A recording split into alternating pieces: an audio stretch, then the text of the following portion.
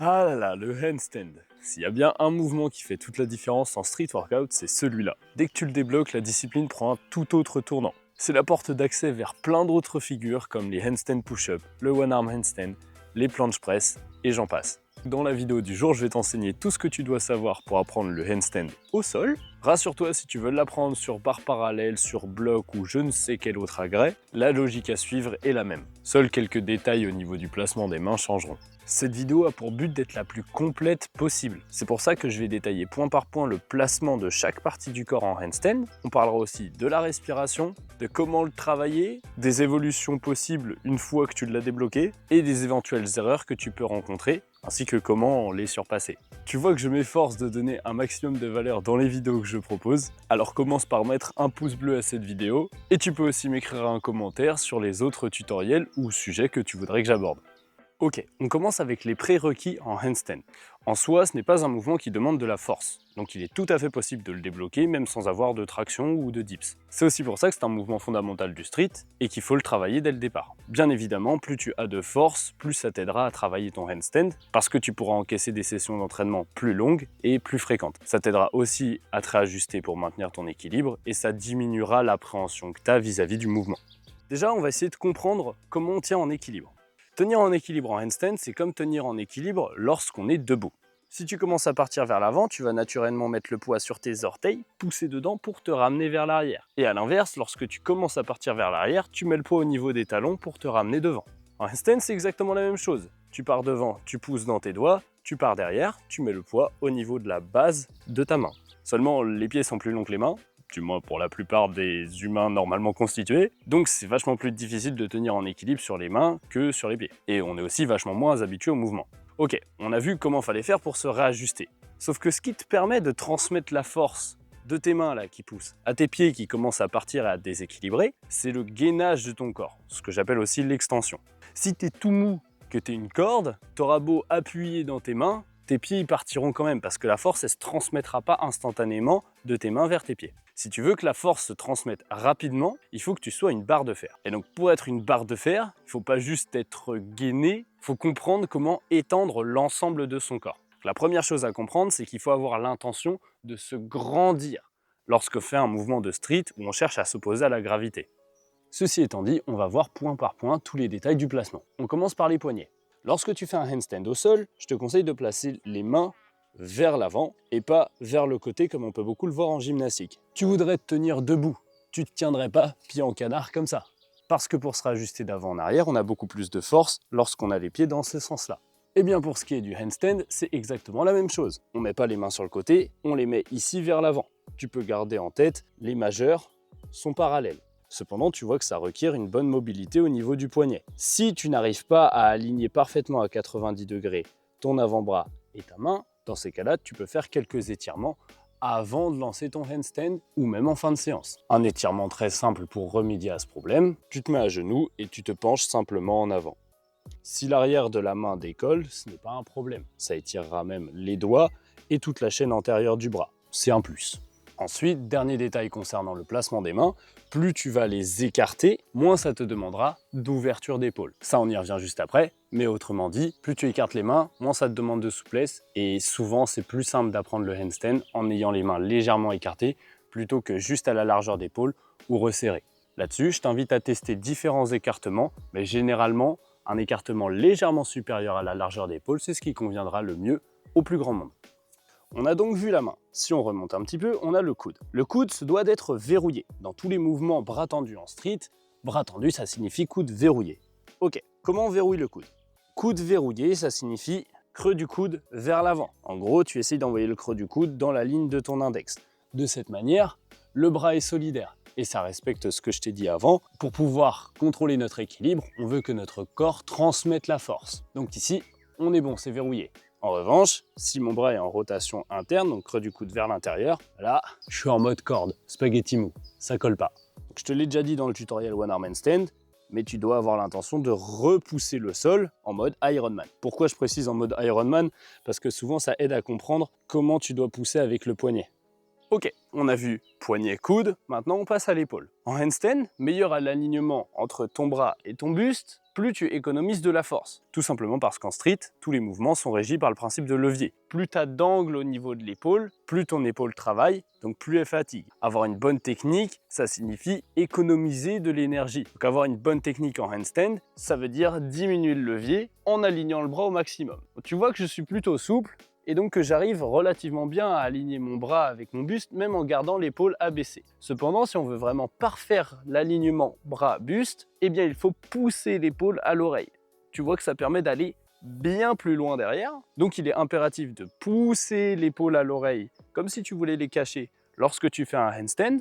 Ça te permettra d'économiser un maximum de force, et aussi d'aborder plus sereinement les variantes, comme le hollow back par exemple. Ça, je te l'ai déjà dit, mais dans tous les mouvements de street, ce qui fait la difficulté, c'est le levier et la gravité. Donc toi, qui effectues ces figures, tu dois toujours avoir l'intention de t'opposer à cette gravité. C'est pour ça qu'en planche, on a une protraction. C'est pour ça qu'en front lever, on a une rétraction. Et c'est pour ça qu'en handstand, on cherche à élever les épaules et à cacher nos oreilles. Garde bien en tête cette image de « je cache mes oreilles avec mes épaules ». Ok, haut du corps, c'est vu. Maintenant, on s'attaque aux abdominaux et aux fessiers. Ce qui permet de lier l'extension du haut du corps et l'extension du bas du corps, c'est la rétroversion du bassin. Rétroversion, ça veut dire on serre les fesses et les abdominaux pour envoyer le bassin vers l'avant. C'est vraiment comme si tu voulais te donner un coup de tub. Je ne saurais pas comment l'expliquer autrement. Les abdos, eux, ils sont serrés comme si tu voulais encaisser un coup de poing dedans. Imagine que tu encaisses un coup de poing, ok, là tes abdos ils sont serrés, tu peux respirer librement tout en les gardant contractés. Et bien en handstand, tu devras exactement être comme ça. Les abdos contractés en permanence, comme si tu étais prêt à encaisser un coup de poing, mais tu peux quand même respirer de manière thoracique. Ton ventre il est serré, donc le diaphragme il peut pas aller là, donc le volume d'air de tes poumons, il évolue ici. Au départ, beaucoup de personnes auront du mal avec cette rétroversion. Il n'y a pas besoin dès le départ d'en avoir une parfaite, ça va se peaufiner avec le temps, mais si tu veux que la force se transmette, il ne faut pas être en antéversion. Antéversion, c'est mode Kardashian. Bien, tout ceci étant dit, on finit avec le dernier point du placement, les jambes. De la même manière que je t'ai dit que les bras devaient être verrouillés, il va falloir verrouiller les jambes. Ça veut dire pointer les pieds. En gros, tu essayes d'envoyer les pointes de pied vers le ciel. C'est pas juste visuellement mes pieds ils sont pointés. Non, j'ai l'intention en permanence d'allonger ma jambe. Et pour ce qui est du handstand full, ça veut dire avec les jambes collées, eh bien, il faudra automatiquement avoir l'intention de serrer les jambes. Ça va vachement t'aider à contrôler les mouvements de ton corps. Si les deux jambes sont séparées, tu perds en gainage. Donc pense en permanence, pointe de pied vers le ciel, je l'allonge, et là, ma jambe elle est verrouillée. En revanche, si mon pied il est fléchi, là, je transmets déjà vachement moins la force. Ok, maintenant que ça c'est vu, on va apprendre à kicker notre handstand. Kicker le handstand, ça veut dire faire ceci. Kicker en handstand, c'est la solution la plus simple pour apprendre à le lancer au départ. T'as peut-être déjà vu des personnes lancer leur handstand de la sorte, en prenant un élan d'abord et en le lançant un peu comme s'ils voulaient lancer une roue. Si je recommande plutôt de le kicker que de le lancer comme ça, c'est parce qu'en kickant tu as les mains au sol, donc ça te permet d'avoir mains et épaules déjà correctement placées. Tu as besoin de te concentrer sur moins de détails simultanément. Là, si tu essayes de le lancer en mode roue, tu dois placer tes mains correctement, puis tes épaules au-dessus, puis ton bassin au-dessus, puis tes pieds. Alors que si tu as juste bassin et pieds à placer correctement, c'est déjà beaucoup mieux. Donc la première étape, c'est d'apprendre à kicker son handstand. Commence par tester et tu repéreras vite quel est ton pied d'appui et quel est ton pied d'appel. Le pied d'appui, c'est celui qui pousse, et le pied d'appel, c'est celui qui est déjà tendu et qui tire le corps vers le haut. Comme je te l'ai indiqué, lorsqu'on kick un handstand, il y a le pied d'appui qui va nous pousser et il y a le pied d'appel qui, lui, va essayer de pointer vers le ciel. Donc je commence, bras plutôt écartés parce que c'est un peu plus simple au départ. Je pousse avec mon pied d'appui et je tire la pointe de pied vers le haut avec mon pied d'appel. Je fais en sorte que mon pied d'appel soit toujours tendu.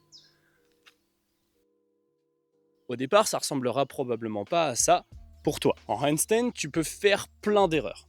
Aujourd'hui, je vais t'en citer une, et probablement la plus courante et celle qui handicape le plus de pratiquants, c'est le fait de ne pas savoir kicker justement. Cette erreur a plusieurs causes possibles. Et la première, c'est la peur. Si tu as peur de lancer ton handstand, tu n'arriveras pas à le tenir. Si tu n'arrives pas à visualiser que tu maintiens un équilibre, si la seule chose que tu vois, c'est juste « je vais tomber, je vais tomber, je vais tomber », tu vas tomber. Et au-delà de ça, tu vas placer tout ton corps de manière à retenir une chute. On a dit qu'il fallait transmettre la force, donc verrouiller les coudes, repousser le sol, essayer de se grandir. Toi, si tu as peur, tu vas faire tout le contraire. ton bras va partir en rotation interne, tu n'arriveras pas à prendre de la hauteur, tes épaules vont directement s'avancer lorsque tu kicks en handstand, donc au final tu n'arriveras jamais à te placer dans la position, donc tu ne pourras jamais travailler. Donc en gros, lorsque tu as peur, tu feras quelque chose qui ressemble à ça, soit tu n'arriveras jamais à jeter assez loin pour arriver au point d'équilibre qui se trouve ici, soit même si tu es vraiment terrorisé par le mouvement, lorsque tu pousseras, c'est tes épaules qui vont s'avancer et là, même ton bassin ne va pas décoller. Comment est-ce qu'on résolve ce problème? Si tu as peur de lancer ton handstand, c'est parce que tu as peur de tomber. Donc il faut que tu apprennes à tomber.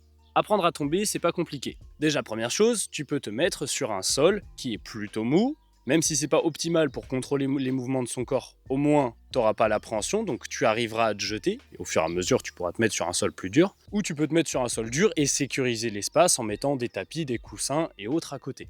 Une fois que l'espace est sécurisé, on apprend à tomber. On choisit un côté, moi je me dis je vais tomber à gauche, puis j'ai plus qu'à lever mon bras gauche et continuer de pousser avec le bras droit. En gros, ça donne ça. Je pousse et je lève. Tu le vois, il faut faire exprès de jeter trop fort, on s'en fout, on sait qu'on va tomber, mais on prévoit aussi de quel côté on va tomber. Et il suffit de tomber 1 ou 2 fois pour casser la barrière mentale et réussir à le lancer quand tu veux n'importe où. Par contre, il faut bien avoir l'intention de lancer super fort.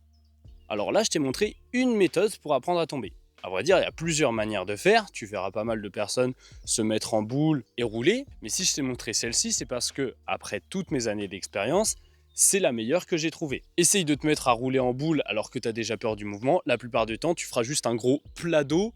Tu feras ça sur du béton, tu vas t'exploser, tu auras encore plus peur du mouvement. C'est contre-productif. Oublie les méthodes extravagantes, pense juste, je dois lever le bras du côté où je veux tomber, et avec l'autre bras, je continue de repousser le sol. Et tu te feras jamais mal avec cette technique. Bien, une fois que tu as réussi à passer outre cette peur de la chute, il n'y a plus grand chose qui t'empêchera de kick ton handstand. Je pourrais détailler davantage sur toutes les erreurs qu'il est possible de faire en handstand et qui t'empêchent de te placer. J'ai préféré parler de la peur parce que c'est le blocage le plus commun, et pourtant c'est celui dont on entend le moins parler. Tu fais peut-être des erreurs que tu n'arrives pas à percevoir ou à corriger, et ça t'empêche d'avoir ce divin handstand que t'aimerais tant. Peut-être que le handstand c'est pas ton seul objectif et que t'aimerais apprendre plein d'autres skills et surtout comprendre comment t'entraîner pour tout le reste de ta pratique. Dans ce cas-là, ce que je te propose c'est de réserver ton appel gratuit avec moi via le premier lien en description. Comme ça, on pourra discuter des problèmes que tu rencontres et des solutions que je peux t'apporter selon ton budget. Ok, maintenant que tu as appris à kicker ton handstand, si tu veux pouvoir le tenir, il va falloir arriver à ce point d'équilibre à chaque fois. J'avais dit que je parlais pas d'autres erreurs, mais allez, je vais t'en donner une deuxième, c'est cadeau, c'est bien parce que t'as liké et t'as commenté cette vidéo. Une fois que t'as kické ton handstand, il faut volontairement kicker trop fort pour à chaque fois arriver au point d'équilibre et essayer de pousser dans les doigts pour s'y ramener. Si tu ne kicks jamais suffisamment fort, tu n'arriveras jamais au point d'équilibre. Donc tu ne pourras jamais tenir ton handstand. Et je pense que si tu as essayé de l'apprendre, ça t'est déjà arrivé de faire des séries de 5, 10, 15 lancers à la suite où tu n'arrives jamais à ce point d'équilibre-là parce que tu ne pousses pas assez fort et parce que tu n'as pas la bonne intention en tête. Alors n'aie pas peur, pousse fort, maintenant tu as appris à tomber, va rejoindre ce point d'équilibre et ensuite essaye de forcer dans les doigts pour te ramener vers l'arrière. Commence d'abord par forcer dans les doigts et ensuite seulement tu peux relever la main pour tomber. Si tu as l'habitude d'avancer les mains pour commencer à marcher au lieu de le tenir, même chose. Commence par forcer dans les doigts pour essayer de te ramener vers l'arrière, par serrer tout le corps et par avoir l'intention de te grandir comme ce que je t'ai expliqué précédemment, avant de bouger la main ou avant d'essayer de tomber. Bien. Tout ceci étant dit, tu sais comment le lancer. Maintenant, je vais t'expliquer comment tu dois le travailler à l'échelle d'une séance et d'une semaine pour réussir à le débloquer. Apprendre un handstand, c'est comme apprendre n'importe quelle autre chose. Tu voudrais apprendre une poésie par cœur ou réviser pour un examen, ça fonctionnerait de la même manière. Et ce, surtout lorsque tu commences à comprendre le mouvement. Voilà pourquoi ton handstand, je te recommande de le bosser au moins 3 fois par semaine, si possible même monter jusqu'à 5, et ce, via des petites sessions d'au moins 20 minutes. Si tu fais des sessions plus courtes que ça, tu auras du mal à comprendre. Tu peux faire des sessions plus courtes une fois que tu as compris le mouvement, mais tant qu'il y a des choses qui paraissent encore floues dans ta tête, essaye de faire des sessions un petit peu plus longues, donc au moins 20 minutes. En parallèle, veille à t'étirer pour conserver tes poignets en bonne santé, et tu peux aussi étirer le dorsal pour améliorer ton ouverture d'épaule. Pour plus de détails sur les étirements, j'ai fait plein de vidéos dessus, alors tu peux aller les voir, et sinon, tu lis Bible of Static. Je le rappelle, tu as la version gratuite qui est disponible sur mon site en téléchargement, et si tu veux me soutenir, il y a la version payante complète qui est disponible en livre physique sur Amazon. Pareil, tu trouveras tous les liens dans la description. Maintenant, on va voir comment adapter ce travail selon ton niveau. Une question qui revient souvent, c'est est-ce que je devrais travailler le handstand avec le mur? Le mur est un excellent outil, mais il est souvent mal utilisé. Donc si tu veux travailler contre le mur, tu vas te mettre 10 à 20 cm en retrait par rapport à ce dernier. Ensuite, tu kicks de manière à te retrouver dos au mur. Ok, une fois que tu es dos au mur, l'intérêt du mur, c'est d'apprendre à forcer dans les doigts pour transmettre la force et se repousser. Donc ici, je pousse dans mes doigts et j'essaye de faire décoller mes pieds. Attention, c'est pas j'essaye de décoller mes pieds comme ça. Si tu essayes simplement de décoller tes pieds en les poussant du mur, ça t'apprend pas à réajuster les mouvements de ton corps via le poignet. Au-delà de ça, faire un handstand avec le ventre contre le mur, ça peut faire peur, parce que pour le coup, si tu tombes, bonne chance pour te rattraper, tu risques de te faire mal, et par conséquent, comme ça crée de l'appréhension, tu n'arriveras pas à atteindre le point d'équilibre en fait, tu resteras toujours contre le mur. Donc si tu veux utiliser le mur, tu t'entraînes dos au mur et tu forces dans les doigts pour te ramener vers l'arrière. Ensuite, les proportions dans lesquelles tu travailles au mur ou en lancer libre, elles dépendent de ton niveau. Si tu travailles le handstand, mais qu'en lancer libre, tu n'as jamais réussi à le tenir, ne serait-ce que quelques secondes, ou que tu n'arrives pas à rejoindre le point d'équilibre, dans ces cas-là, le mur constituera 50 à 80% de tes séances handstand. En revanche, si tu arrives à le tenir déjà quelques secondes, mettons une fois sur 5, dans ces cas-là, les lancers libres devraient eux composer 50 à 80% de ton entraînement. C'est bien d'avoir toujours les lancers libres et le mur, mais comme tu l'as compris, il faut toujours équilibrer selon son niveau.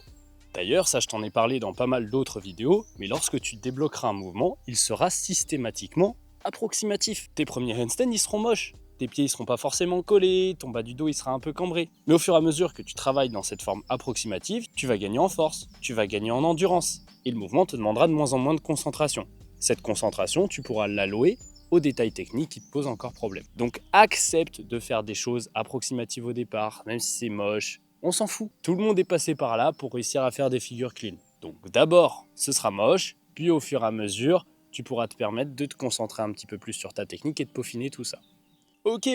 Maintenant, tu as débloqué le handstand. Comment est-ce que tu fais pour continuer à progresser, à t'améliorer? Si tu veux le maîtriser, il faut s'entraîner à faire plus de variantes et à le faire dans toutes les situations. C'est ça la définition de maîtriser. Si tu veux maîtriser le handstand, tu peux l'intégrer dans des combinaisons. Mettons que tu travailles la planche, tu peux entrecouper 2 efforts de planche avec un petit handstand ou une mini combinaison handstand. Comme je te l'ai dit, tu peux aussi essayer des variantes. Le handstand full, c'est bien. Tu peux t'entraîner en straddle, tu peux t'entraîner en handstand flag, partir sur le côté, handstand hollow back. Il y a plein de possibilités différentes. Alors entraîne-toi à passer d'une variante à l'autre et essaye différentes manières de lancer ton handstand. Tu peux aussi le monter en force, par exemple. Et d'ailleurs, en parlant de variantes, je pense que si tu as voulu apprendre le handstand, tu vas pas t'arrêter là, et le one arm handstand, c'est peut-être un de tes objectifs. Ça tombe bien, j'ai fait une vidéo sur le sujet, alors tu peux aller la voir. J'espère que ce tutoriel t'a plu. Si c'est le cas, laisse-moi un commentaire. Tu peux aussi me suggérer d'autres skills que tu voudrais que je t'apprenne. Et pour réserver ton appel gratuit, je te rappelle,